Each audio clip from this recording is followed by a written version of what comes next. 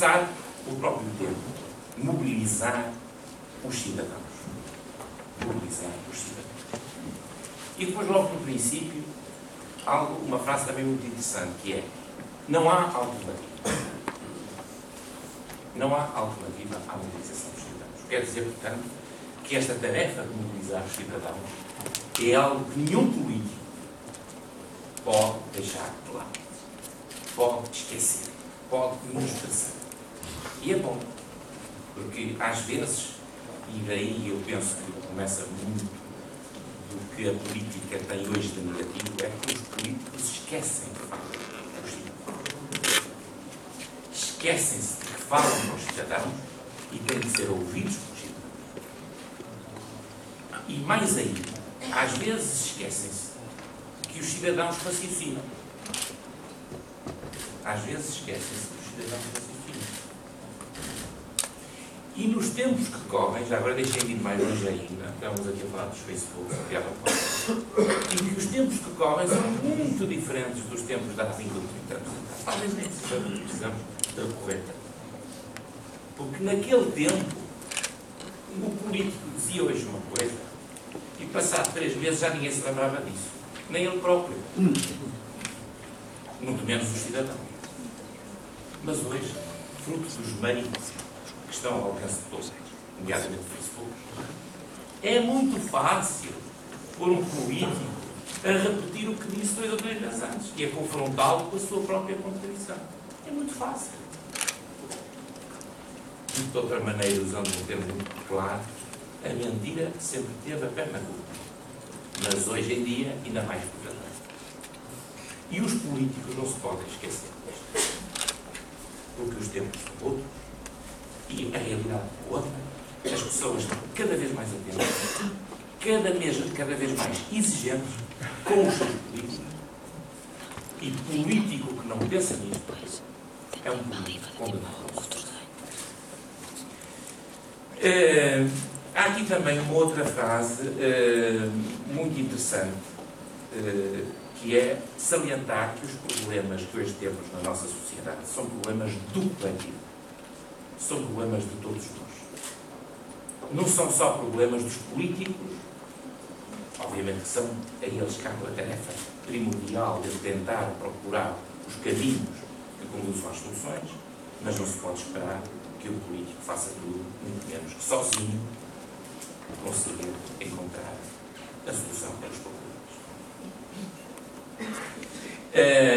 E depois apontou neste livro 2 problemas cruciais que ainda hoje têm problema, aliás eu diria que hoje estão reforçados, que é o problema da liquidez e o problema do emprego. Já falamos. Todos sabemos, se isto é verdade há um ano, sensivelmente foi nessa altura, que esta palestra foi problema, hoje em dia tem ainda mais a situação. O país vive uma grave crise de desemprego e, de facto, este problema que já na altura o Dr. Guilherme Pinto tinha identificado, tomou uma dimensão ainda mais dramática. E agora vou ainda falar em mais 2 coisas que foram aqui, que são frases aqui. Participação ativa dos cidadãos e contrato social de confiança. Participação ativa dos cidadãos, há aqui uma... É curioso este propósito, porque isto é falado aqui no livro a propósito do regime político e de alterações ao regime, etc. E, obviamente, nós já ouvimos falar muitas vezes em mudar o regime, mas também ninguém diz mudar como. Para quê? Como? Criar o quê?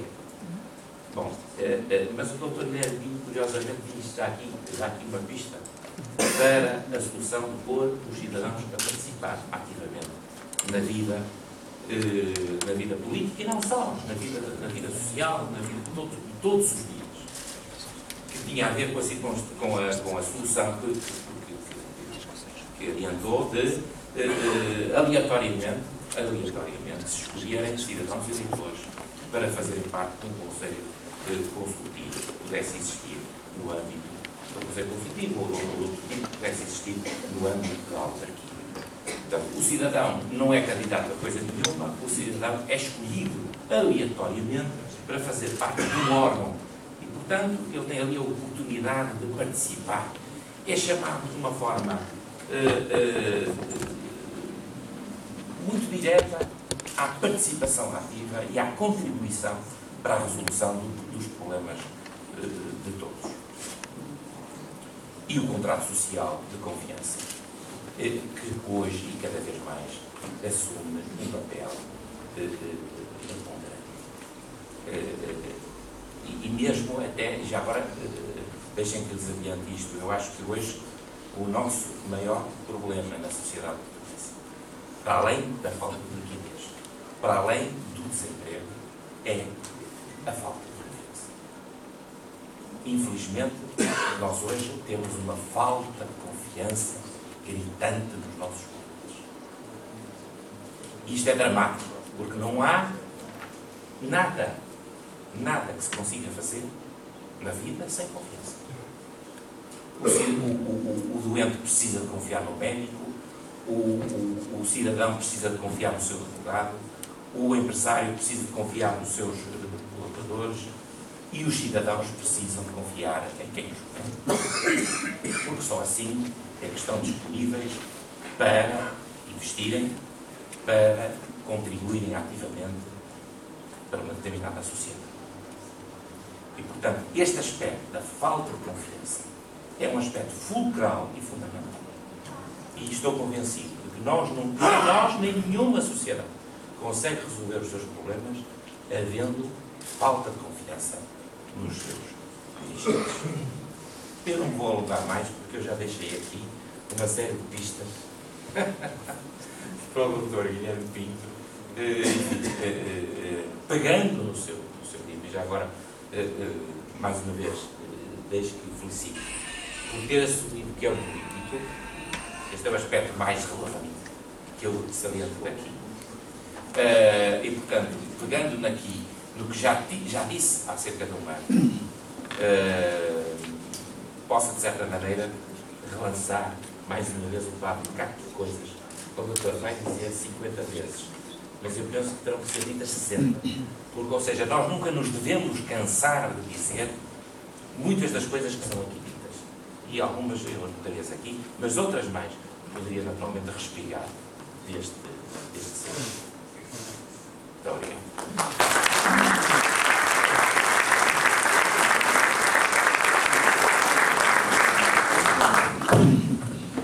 Bom, eu antes de mais quero agradecer-vos muito a vossa presença.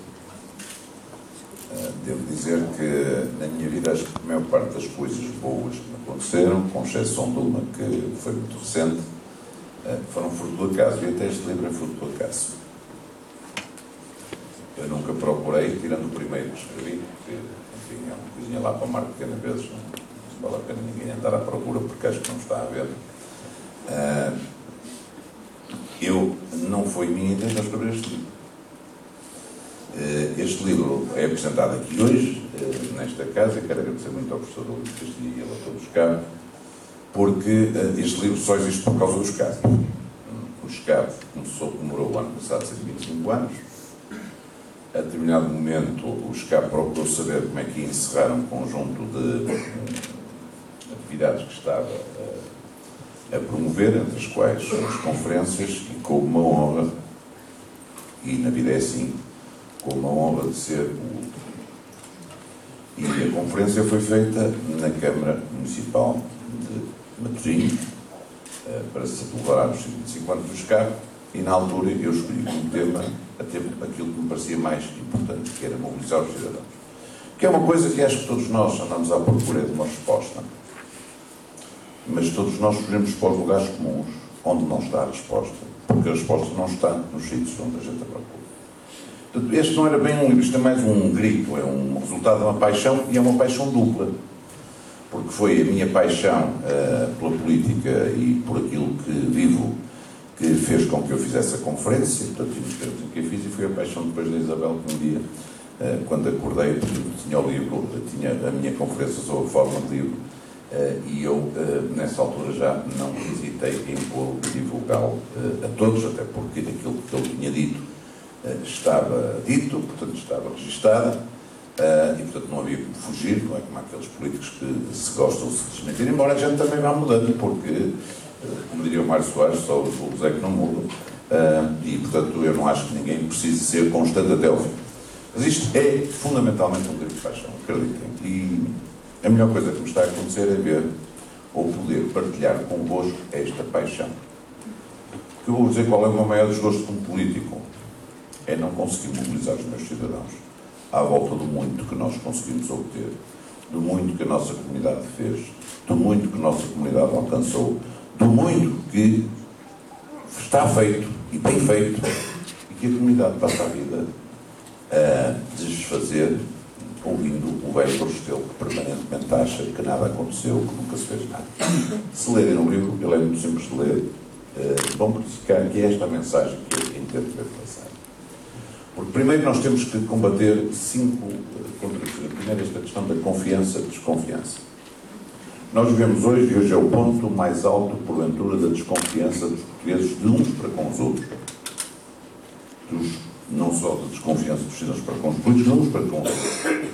E em que nós discutimos tudo sem ponderarmos em coisa nenhuma. Ainda agora vi o resultado de uma sondagem, onde a propósito da crise financeira do país e daquilo que vocês ouvem todos os dias no jornal repetido, que é preciso fazer poupanças, toda a gente está de acordo, desde que não seja na saúde, desde que não seja na educação, e portanto vamos verificar que não há poupança em coisa nenhuma, porque quando a gente vai ver as contas do Estado, onde se gasta um dinheiro ainda na educação, é na saúde, e se fazer não perceber, para tornar o Estado sustentável, temos discutido de uma outra forma. Temos discutido de uma outra forma, falar entre todos de uma outra forma. Mas o problema essencial é que o clima de desconfiança e a estratégia da desconfiança de uns para com os outros é aquela que está hoje ao serviço do país. E nós sabemos qual é o resultado. Percebemos qual é o resultado do ponto de vista económico. Então vamos tentar o contrário, o oposto. Um clima de confiança em que nós possamos contribuir, cada um possa contribuir, com a consciência que haverá sempre alguém dentro de nós que não vai ser digno dessa confiança. Mas o problema é que nós devemos, em nome desse futuro que nós queremos para nós e para os nossos filhos, perceber bem que o futuro está em restabelecermos um pacto de confiança que é o cidadão. Não há outra alternativa. Porque a alternativa seguinte é a guerra civil. É o exacerbar os ódios e os conflitos, coisa que eu particularmente não partilho, nunca partilhei. E, portanto, este grito de inconformismo começa por ser um grito de inconformismo contra esta forma como nós fazemos um crescente de desconfiança entre todos. Depois, quando a gente explica, as pessoas percebem. Mas primeiro, antes que consigam perceber, antes que consigam saber o que é que o outro quer dizer, é o primeiro sinal a desconfiança. Depois, essa desconfiança tem um problema maior. É que quando a desconfiança é servida pelos meios inspectivos, quando essa confiança é servida pela comunicação social, põe-nos a todos em greve de zelo. Entre fazer uma coisa que pode ser virtuosa, pode ser virtuosa, pode dar resultados, mas pode também trazer consequências polémicas, ou não fazer, a decisão hoje da maior parte das pessoas é não fazer. O que significa que o país está a perder oportunidades imensas, porque alguém meteu medo às pessoas que sabem fazer as coisas. Alguém ainda meteu medo nas pessoas que querem fazer. E mais, quando a gente se atreve até do ponto de vista discursivo a dizer que é possível fazer, alguém vai logo dizer que aqui há um maluco que se está a atrever a fazer qualquer coisa. E eu digo isto com toda a clareza. O país está a entrar em greve de zelo e não pode. O meu grito tem um ano de atraso, porque estas palavras foram ditas há um ano, mas podem ter a certeza que eu sinto cada vez mais isso, é que quem quer fazer, quem quer andar, quem quer mexer, está tolhido com o medo de que possa acontecer das consequências, porque se estiver quieto sabe que vai passar um gato entre as brasas sem que nada de mal lhe aconteça. O segundo antinomia que eu acho que é preciso aqui destacar é o político a político. Por muito que as pessoas queiram. Enquanto, a partir do momento em que uma pessoa nasce, e desde o primeiro berro em que a pessoa quer qualquer coisa, nós entramos no domínio da política. E não vale a pena, podemos nos considerar como quisermos. Eu, por exemplo, considero muitas vezes sou o gestor do condomínio. Eu não sou mais do que o gestor do grande condomínio, que é a cidade de Matosinhos. Enquanto os cidadãos entenderem que o gestor do condomínio faz mais ou menos o seu trabalho. Mas todos os que exercem a atividade política mais não são do que os gestores de uma causa política que é decisiva. Dê as voltas que der. Mas esta função, que é a função de gerir aquilo que é coletivo, de opinar sobre aquilo que é coletivo, vai sempre existir. Quer a gente queira, quer a gente não queira. E se for em democracia, vamos nós escolher. Pior ou melhor, vamos nós escolher. Se for em ditadura, alguém há de escolher por nós. Se for noutro regime, como também já houve na história, continuamos a não ser nós a escolher. E como toda a gente sabe, quem leu um livro já de história, sabe que normalmente as soluções que não são escolhidas pelo povo ou pelas pessoas, por muito erradas que sejam as escolhas das pessoas, são muito piores. E, portanto, melhor é a democracia. Então vamos fazer o favor de achar que a função política é uma função nova. Eu só tenho pena nesta matéria de vir atrasado. Já o António Costa o disse, com um bocadinho mais de largura de ombros. Já o Mário Soares o disse, com muito mais largura de ombros ainda. Eu atrevo-me a dizer porque, francamente, não tenho vergonha nenhuma. Eu sou advogado de profissão, mas desde há muitos anos que estou na política, exerço a política. Que diabo? Eu sou político mesmo. Já há tantos anos que não faço outra coisa a não ser fazer política, para além da minha vida pessoal, e, portanto, acho que essa função é uma função decisiva. E a mim, aborrece-me um bocadinho, é para não dizer mais, quando vejo notícias sobre tudo e mais alguma coisa e depois ver os comentários. É uma coisa, experimentem fazê-lo. Pois, não importa qual é a notícia, desde que tenha assim um bocadinho picante, não pode ser só uma notícia, saber se o Benfica ganhou ou perdeu, não importa. Mas vão ver uma notícia política, vão ver os comentários e vocês vão ficar e vão perguntar como é que é possível alguém exercer as suas funções perante este ódio, perante este rancor, perante esta malcrença. E, portanto, façam um favor, vejam esses comentários. Por isso eu digo com clareza, sou político, porque eu acho que as pessoas, quando estão nestas funções, têm que se assumir. E eu nunca levei vexame para casa. Devo dizer que não gosto de levar vexame para casa. E esta é a forma também de não levar vexame para casa, porque as pessoas vão olhar, aquele é político. E eu sou mesmo, porque não gosto de levar vexame para casa. E se alguém quiser discutir porque é que eu tenho orgulho nesta minha afirmação, discutirei à vontade, não é aqui convosco, até porque se há coisa que me está a dar grande prazer, é ver parte das pessoas que fazem com que eu sinta vontade de estar à frente das coisas e de mexer, e enquanto eu sentir esta vontade, são estes amigos que aqui estão, não é vocês que eu tenho de explicar. Mas à comunidade eu quero, é uma espécie de protesto contra aquilo que as pessoas dizem baixinho. Não digam baixinho, digam alto, que eu respondo. Se a circunstância do debate for igual, eu cá estarei para defender porque é que eu acho que o político tem que ser considerado.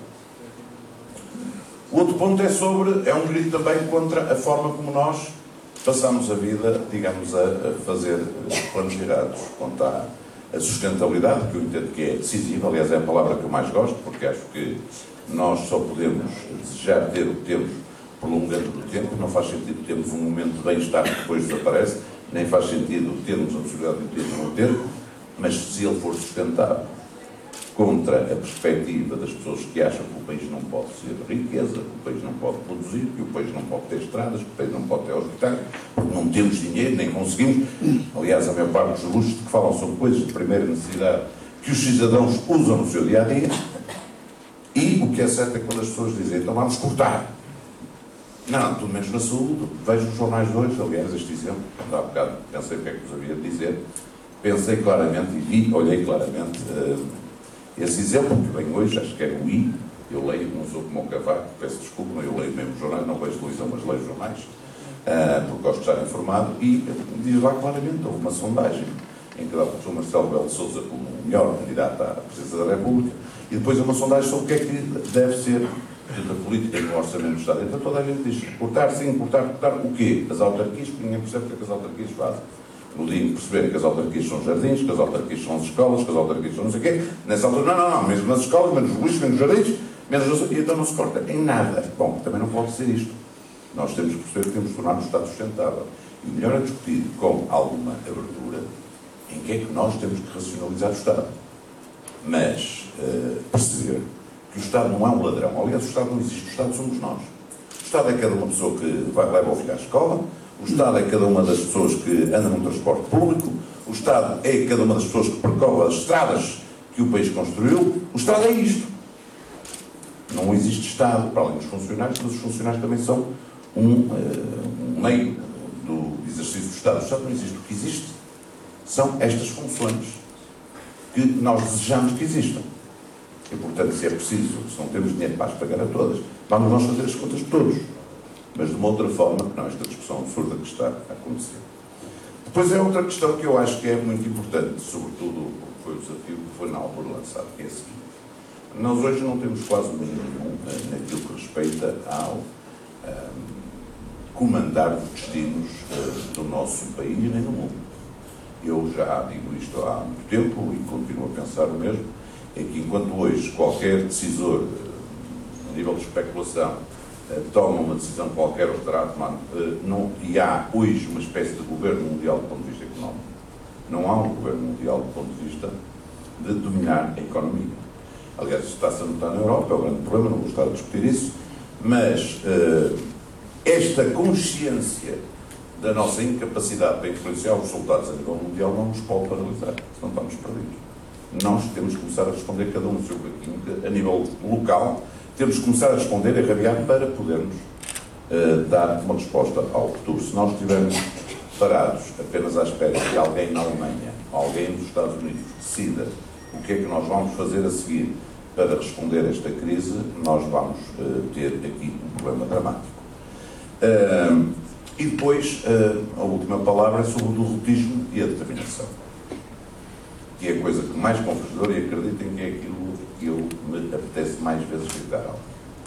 Eu costumo fazer uma comparação sobre, aliás, vocês veem no livro, e é muito fácil, quase que nem vale a pena ler depois do que eu vou dizer, mas o que é certo é que se vocês pensarem um bocadinho, a maior parte de nós viu o 25 de Abril, felizmente há aqui umas senhoras mais jovens que, portanto, só nasceram depois, mas o que é certo é que no 25 de Abril uma revolução fez só por si podia ter dado cabo do país. Uma revolução é normalmente um ato que estrutura uma sociedade.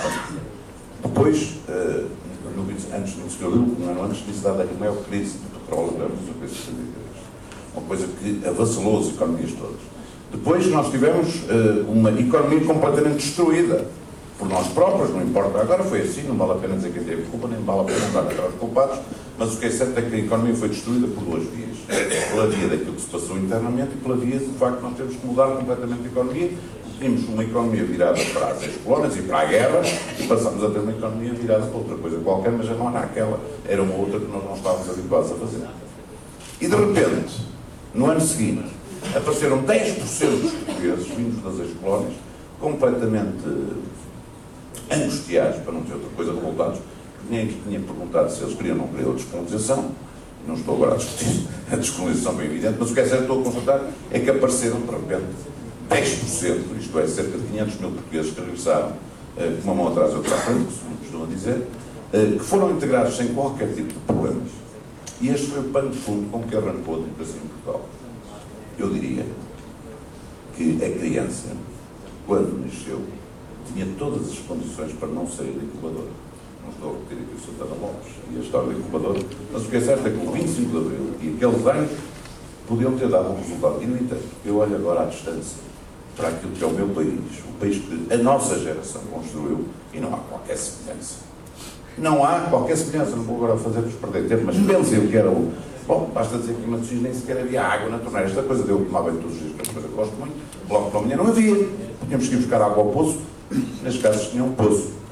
Eu recordo bem que o meu primeiro banho era numa bacia na cozinha da minha mãe. Para além do resto, que não vale a pena.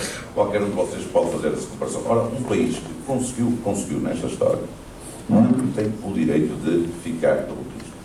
Esqueçam aqueles que são sempre os mesmos. Já repararam que os comunicadores que passam a vida a dizer mal do país, mal das nossas capacidades, são sempre os mesmos. Tem chamado contrato de fraternidade da comunicação social para desmoralizar os portugueses. São sempre os mesmos. E o que é certo é que eu acho, e por isso é que o prefaço é, a última pessoa que a nível nacional teve a coragem de sonhar e teve a coragem de ser determinada.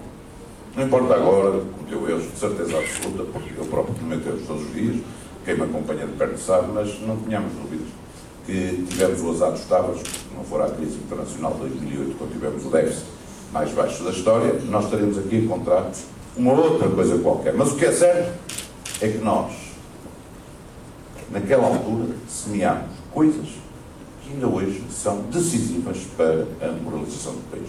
O país só tem uma forma de sair da crise, é confiar em si próprio, e os cidadãos, por isso é que a Conferência Nacional mobilizar os cidadãos, não podem estar à espera que o Estado resolva todos os problemas. O Estado, aliás, já resolveu todos os problemas. Já fez as escolas, os hospitais, eu não sei o que é que o Estado pode fazer mais. O que é que há mais para o Estado poder fazer para responder à necessidade das pessoas? Claro, há uns dirão que fez-se a mais, outros dirão que é por isso. Não importa. O que importa é que a resposta dos cidadãos tem que partir dos cidadãos e o que é preciso é mobilizá-lo. E esse era o tema do meu. E vou-vos deixar apenas com três notas de rodapé. Uma primeira sobre a participação. Não tenhamos equívocos. Qualquer pessoa que fale destas coisas com alguns assuntos, que eu falo com os assuntos, sabe que os cidadãos não querem participar. Porque o egoísmo da nossa comunidade, o individualismo, também vai a esse nível. As pessoas não querem participar. Eu tenho anos de participação e posso dizer que são sempre os mesmos, normalmente aqueles que nós derrotamos nas eleições, que procuram fazer valer as suas posições até a exaustão, estando em todos os sítios onde a gente está a discutir as coisas. O cidadão, normalmente, não participa. Isso foi um problema político, porque o setor político tem razão. Quem está na política é porque quer cá estar. E então a primeira obrigação que ele tem é perceber como é que vai interessar os cidadãos e que modificações é que nós temos que fazer para tornar esta atividade uma atividade atrativa para os cidadãos, para que eles participem. Porque o cidadão, por norma, não quer participar. Desengane-se. Ele quer participar se a coisa lhe disser respeito. Se eu disser, tu vais deixar de ter isto, ele já quer participar e quer dar opinião. Mas se o problema for com o vizinho, não participa de todo. E, portanto, nós é que temos que inventar. Nós que estamos na atividade política, nós que sabemos que a comunidade tem que ser gerida, nós que percebemos que há aqui um hiato e um fosso que se vai agravando e que um dia destes pode redundar numa situação social ainda mais explosiva, é que temos que encontrar saídas. Eu, no meu livrinho, aponto duas ou três, mas eu posso-vos dizer, acredito cada vez mais, que a única forma de nós incentivarmos os cidadãos e pô-los a participar é escolhê-los aleatoriamente, obrigá-los a vir prestar serviço cívico de forma aleatória, a vários tipos, porque a minha conversa começa por ser nas comunidades locais, em vez de termos, e agradeço muito aos seus presentes, junto com a honra de estar presente, particularmente ao da Casa, mas também ao que veio de Guifões e ao que veio de Custóias, mas porque é que nós, em vez de termos gente eleita nas comunidades, e ao Pedro Sousa, peço desculpa, mas o Pedro armou-se indiscreto, peço desculpa, ele não me leva a mal, ou qualquer outro que esteja escondido na plateia, peço desculpa, ele sabe que eu tenho uma amizade para eles que não quero. Mas, porque é que nós haveremos de ter, ao nível mais, uma partidarização levada ao trânsito? Mesmo nas câmaras, eu devo dizer que às vezes é difícil perceber onde é que começa um partido e acaba outro. Porque é que nós, nestas comunidades, não fazemos como fazem em alguns países, que é escolher, vai-se ao caderno eleitoral, escolhe-se aleatoriamente. E porque aleatoriamente? Porque assim as pessoas não podem ficar com a suspeita de que lá está um à procura de tais, que não tem à sorte, e eles vêm opinar. Claro, tem que ser enquadrados, alguém tem que explicar o que vem fazer, alguém lhes tem que explicar qual é a função, alguém lhes tem que dizer quais são os limites. Mas quando aqueles cidadãos escolhidos aleatoriamente, diante dos cidadãos gerais, representando os cidadãos gerais quase como uma sondagem, estiverem pode não ser no primeiro momento a decidir, pode ser no primeiro momento a aconselhar, a dar parecer, nessa altura toda a comunidade vai perceber que há uns iguais a eles, já que hoje a suspeita sobre os políticos impede muito que estão a decidir sobre as coisas. Isso vai introduzir um elemento da caldia.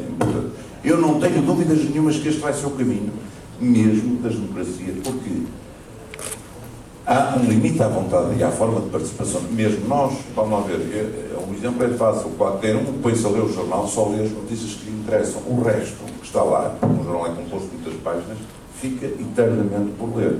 Cada um de nós, por mais viciado que seja no que seja, só é viciado naquilo e o resto posto lá. E, portanto, se há uns que só leem o futebol no jornal, por exemplo, eu só leio aquilo que se passa na atividade política, no que se respeita a Matosinhos, no que me respeita, e muitas das coisas fica por ler.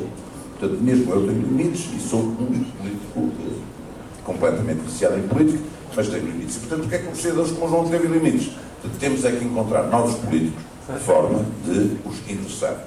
E eu digo isto para que as pessoas pensem. vamos deixar de pensar no normal, vamos tentar encontrar soluções criativas para que os cidadãos voltem a participar naquilo que é coletivo. Não lhe chamemos política sequer, naquilo que é coletivo. E podem ter certeza que é assim é. O outro é que vou-vos aconselhar a leitura de um livro, que não é este, que é O Resgatados. Para quem acha que eu tenho algum exagero naquilo que eu acho que é a determinação do anterior Primeiro-Ministro e de quem eu sou amigo e que me deu a honra de fazer o que faço, façam o favor de ler o livro. Não conheço jornalistas. Devo dizer que comprei o livro cheio de desconfiança porque pensava que ia encontrar ali uma tese que é a normal tese que nós temos vindo a vender aos portugueses do despautério, e fiquei esclarecido com a leitura do livro sobre aquilo que foram, de facto, o sofrimento daquele homem, portanto, para conseguir obstar ao desfecho que, afinal, acabou por acontecer. Não digo mais nada, aqui que tiver curiosidade, o livro é baratinho e, palavra de honra, vale a pena todos nós termos. O segundo é para vos dizer que nós temos todas as capacidades como portugueses. E quem pensa que Portugal é um país menor, sem capacidade de organização, já agora como lhe dá um segundo livro, leio os anos de Churchill, os melhores anos de Churchill. Esse já é mais maçudo, já é mais encorpado, mas é um livro que se lê muito bem e que vos explica que nós não temos nada a ver, particularmente aos ingleses. Leiam o que é o relato daquele povo em plena guerra, numa altura em que devia estar unido, numa altura em que devia estar organizado, numa altura em que devia estar a fazer tudo, por tudo, para ganhar a guerra.